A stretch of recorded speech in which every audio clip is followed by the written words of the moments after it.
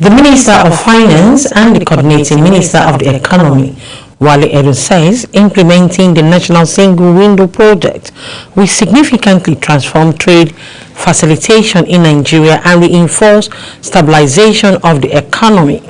Welcome to Business Point, where we extract the Nigerian economy and the government policies. I am Kike Lomo Ukeri. Speaking to journalists shortly after chairing the 63rd quarterly meeting of the Nigerian Customs Service Board at the Custom House in Maitama, Abuja, the Minister of Finance and the Coordinating Minister of the Economy, Wale Edun, explained that the National Single Window Project, scheduled to roll out in the first quarter of 2026, will integrate digital automation and enhance efficiency in import and export process. The National Single Window is a legacy project of President Bola Ahmed Tinubu. It will revolutionize trade by reducing bottlenecks, cutting costs, and speeding up cargo clearance.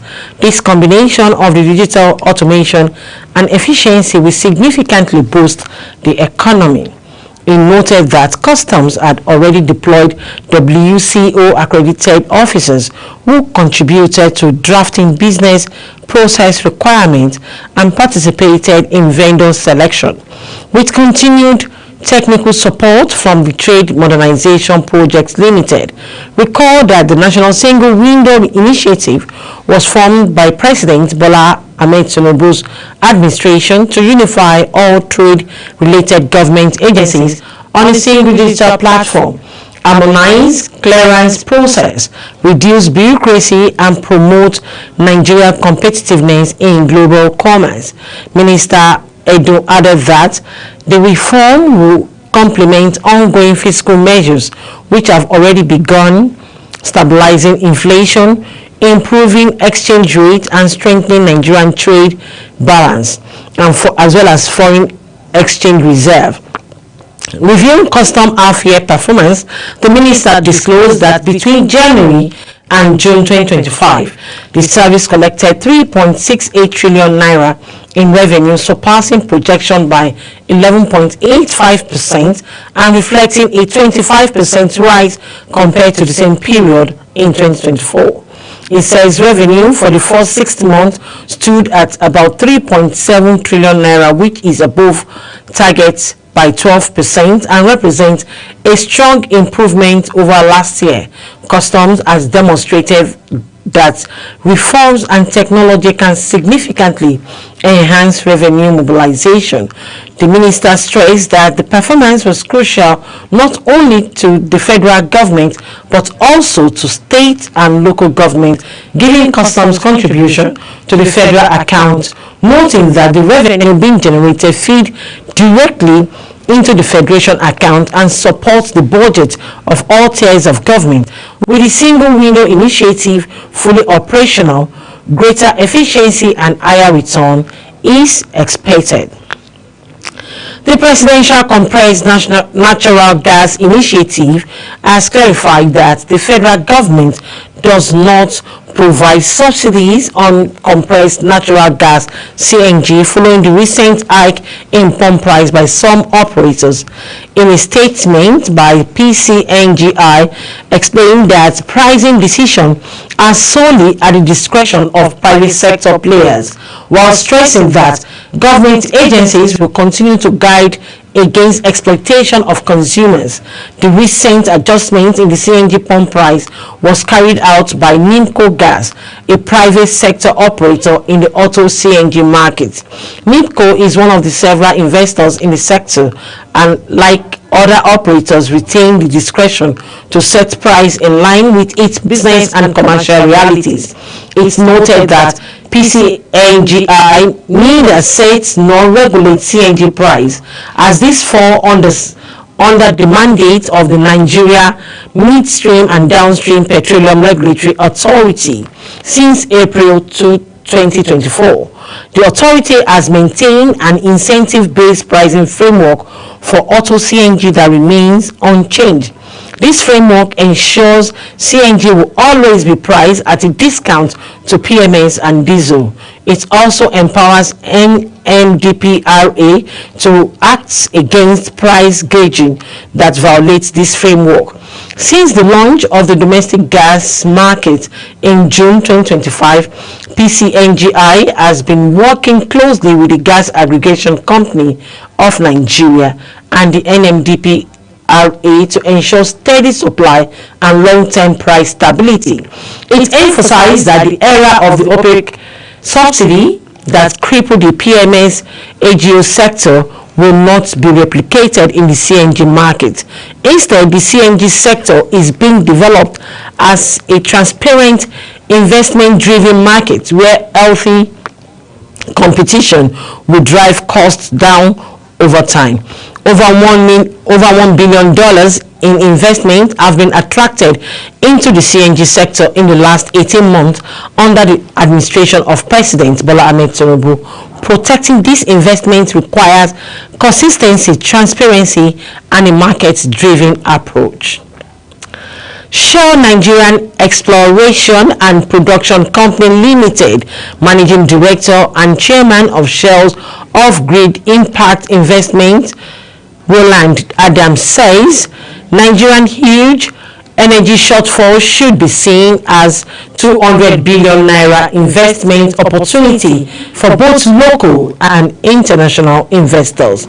It says Nigeria needs bold investment to address the energy deficit that affects millions of households and industries.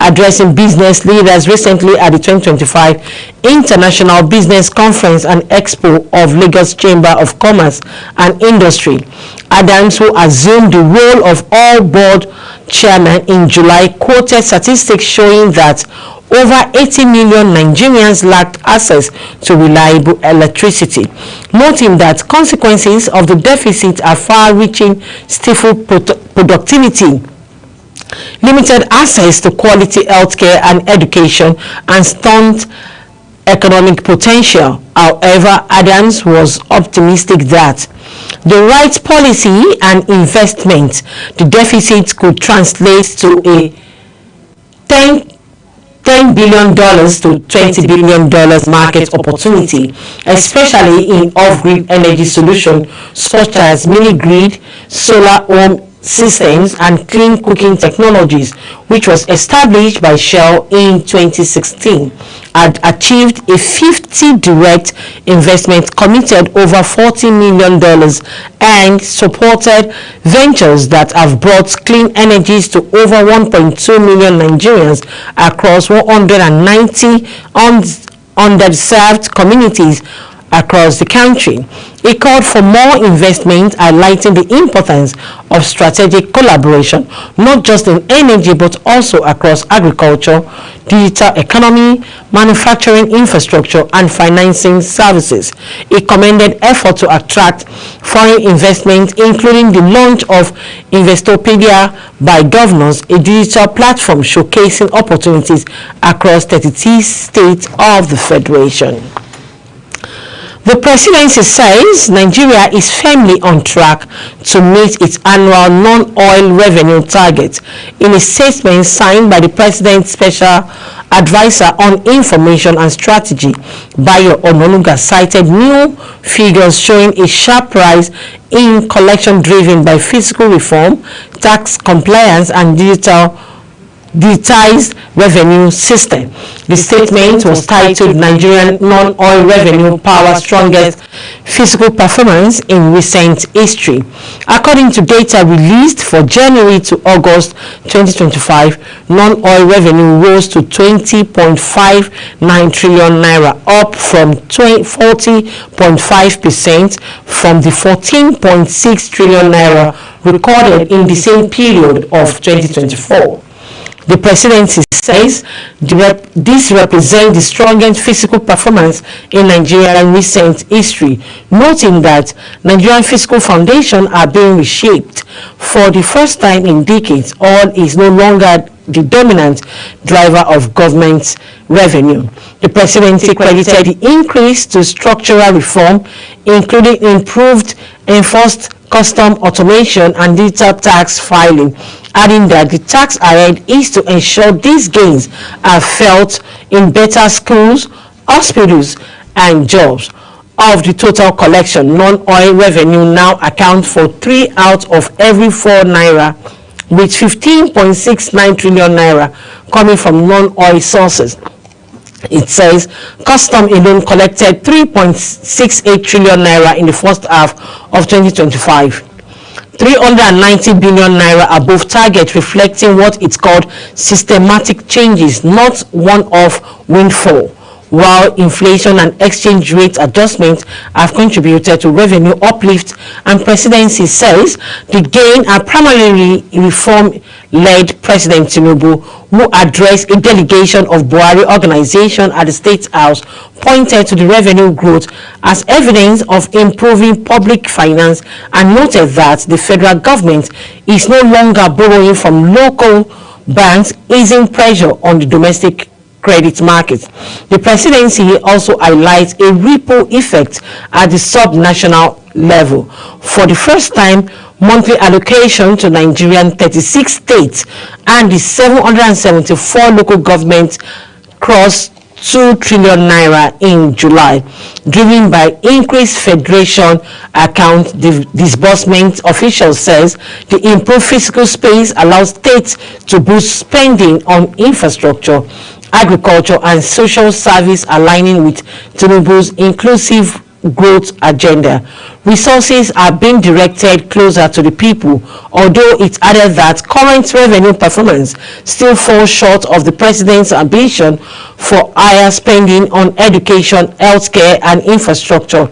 Despite the positive outlook, oil-related revenue remain under pressure due to slumping crude price and unmet production targets. The presidency says this has affected overall revenue performance but did not alter the trajectory of the non-oil progress. Final year-end validation of fiscal targets will be provided by the Budget Office. The statement noted that revenues are rising, the base is broadening, and reforming are working. The priority is translating these numbers into real relief for citizens by putting food on the table, creating jobs for the young people, and investing in road, school, and hospitals. All right, let's take a quick short break. We'll be right back. Don't go away. Stay with us.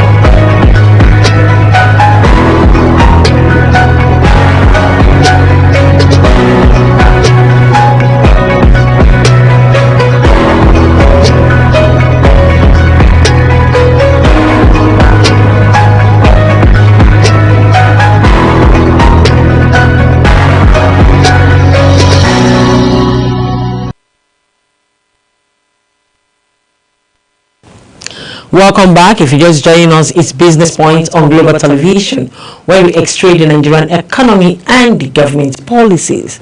British International Investment, the United Kingdom Development Finance Institution, and Impact Investors has announced a $7.5 million debt investment in Nigeria agri-tech platform Babangona to enhance food security and strengthening climate resilience for smallholder farmers in the northern Nigeria.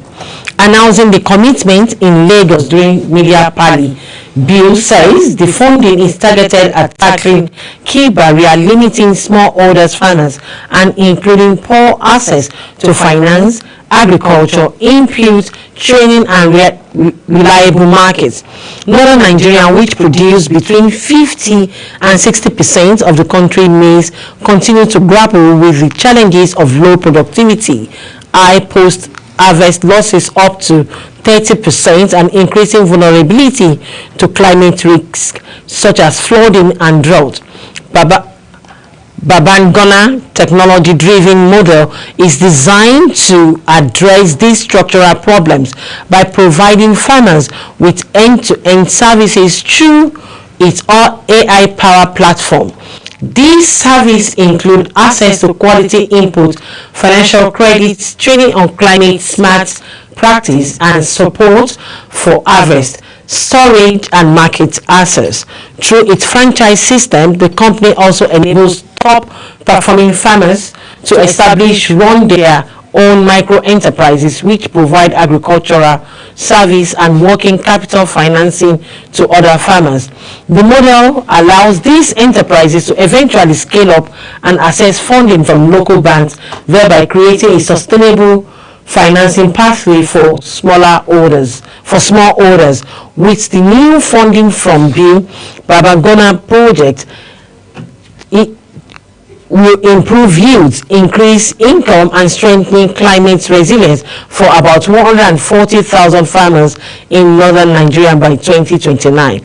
Speaking at the event, Bill West Africa Regional Director and Head of Office for Nigeria, Benson Adenuga, says the investment reflects the institution's strategy of deploying catalyst capital to innovative, high-impact businesses that can transform lives. Also speaking, UK Trade Envoy to Nigeria, Florence Eshalomi, described the funding as a milestone that demonstrates the UK-Nigerian partnership for sustainable and inclusive growth.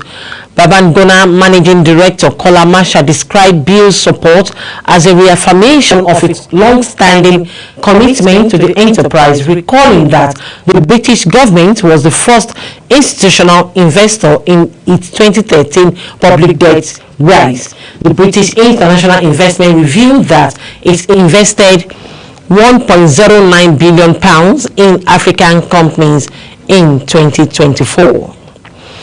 The federal government has unveiled the revised service charter of the Pension Transitional Arrangement Directorate. The revised document, themed Renewed Document to Service Excellence, sets out clear service standards designed to provide quicker, more reliable, and people-centered service to pensioners across the country. It also focuses on 4 key areas: performance metric, quality commitment, stakeholders' feedback, and clarity of service access. A statement from the Ministry of Finance described the development as a major step in the government's ongoing pension reform. Speaking at the launch in Abuja, the Minister of State for Finance, Dr. Doris Uzoka Anite, says the service charter goes beyond a technical document, describing it as a social contract that puts the welfare of retirees at the center of government action. The service charter is more than a document. It is a social contract that places pensioners' welfare and public trust at the heart of service delivery. With President Bola Ahmed Tinubu's recent approval for a bond program in excess of 800 billion naira to clear outstanding pension liabilities, she says the federal government is taking decisive steps to ensure retirees are paid promptly and treated with dignity. The minister commended PTAD management and staff for updating the expanding the charter to reflect current realities, adding that the initiative aligns with the President Tinubu's renewed hope agenda. PTAD Executive Secretary Tolope Oduniya described the revised charter as a covenant between the agency and pensioner, establishing PTAD obligation and accountability framework. According to her, the document represents a renewed drive to entrench professionalism and efficiency in pension administration. Stakeholders present at the launch, including representatives of the National Pension Commission, Savicom, and Public Complaint Commission, commended the initiative and urged PTAD to ensure robust implementation so that the pensioner can fully benefit from the reform. The federal government says the initiative reflects its broader commitment to pension reform and to ensure that Nigerian senior citizens enjoy a more transparent, reliable, and human pension administration system. With the federal government allocating 3.5 trillion naira, which was 7% of 2025 budget, to 54.99 trillion naira to education sectors, teachers' welfare took a serious cut, with the attendant consequences on the quality of education, according to report. Out of the amount of 1.64 trillion naira was allocated for personnel costs, which include teachers' salaries. However, the total sum required for teachers' salaries alone is 1.93 trillion naira. The shortfall between the required and allocated salaries budget is approximately 290 billion naira. The report, titled "The Hole in Nigeria's Education Budget," was put together by the United Kingdom-based group Column. Nigeria has over 32 million students in various public and private institutions, with majority attending public institutions. The report noted that there is an underfunding in the area of infrastructure, teachers' remuneration, and education resources. This has hindered attracting and retaining qualified teachers in 2025 budget. Federal government gave education 3.5 trillion naira, about 7% of the total budget. This is considered insufficient by many experts and stakeholders, especially when compared to international standards. A similar situation was seen in previous year budget. In 2024, the government allocated 1.59 trillion naira for education sector, with 1.04 trillion naira specifically designated to teachers' salary. However, the total amount needed for teacher salary in 2024 was also higher than the allocation, which highlighted the recurring challenges of funding teachers' compensation. All right, this is where we draw the curtain on Business Point today. Join me again on Global Television, channel 365 on DSTV and 276 on Star Times. To stay connected, kindly follow us on all our social media platforms at Global TV NG. Till I come your way again, I am Kike Lomo Ukeri. I celebrate you all.